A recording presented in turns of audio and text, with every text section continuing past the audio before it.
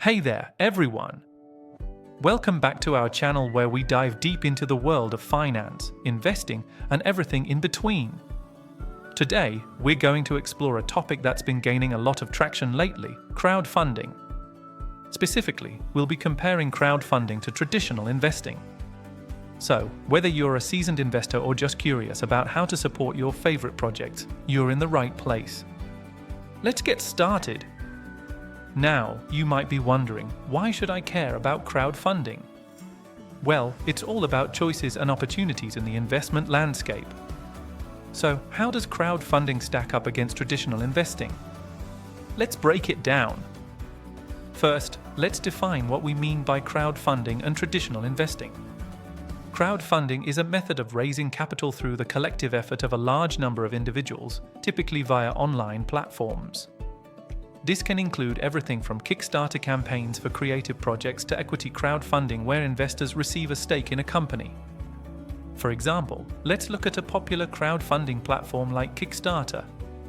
A project creator pitches their idea, say, a new gadget, and sets a funding goal. If enough people believe in the idea and contribute, the project gets funded. If not, the project creator gets nothing. This all-or-nothing model encourages backers to support ideas they believe in.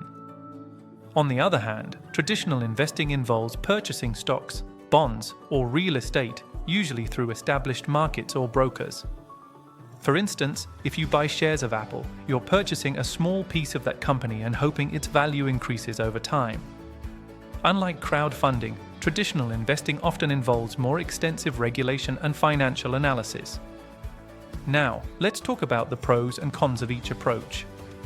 Starting with crowdfunding, one of the biggest advantages is accessibility. You don't need a lot of money to get involved. Many crowdfunding platforms allow you to invest as little as $10. This lower barrier to entry democratizes the investment landscape, giving more people the chance to back innovative ideas. For instance, consider the Pebble smartwatch. It started as a crowdfunding project on Kickstarter and raised over $10 million. Backers who believed in the product had the chance to support its creation and were rewarded with early access to the product. This is a prime example of how crowdfunding can empower entrepreneurs and engage the community. But crowdfunding isn't without its risks. Because many projects are in their infancy, there's no guarantee they will succeed. According to a study by the University of Cambridge, about 30% of crowdfunding campaigns fail to deliver on their promises. So, while you might get a great product, there's also a chance you could lose your investment. Now, let's look at traditional investing. One of its biggest advantages is the potential for more stable returns. Established companies usually have a proven track record, and investing in stocks or funds can be a reliable way to grow your wealth over time. For example, historical data shows that the S&P 500 has returned an average of about 10% annually over the long term. If you had invested $1,000 in the S&P 500 20 years ago, it would be worth over $7,000 today. This kind of stability is something that crowdfunding often lacks. However, traditional investing also has its drawbacks. It often requires more capital upfront and can be intimidating for beginners. Plus, the stock market can be volatile, and there's always the risk of losing money, especially if you invest in individual stocks without doing your research. According to a Gallup poll, only 55% of Americans own stocks, which indicates that many people still feel excluded from traditional investing.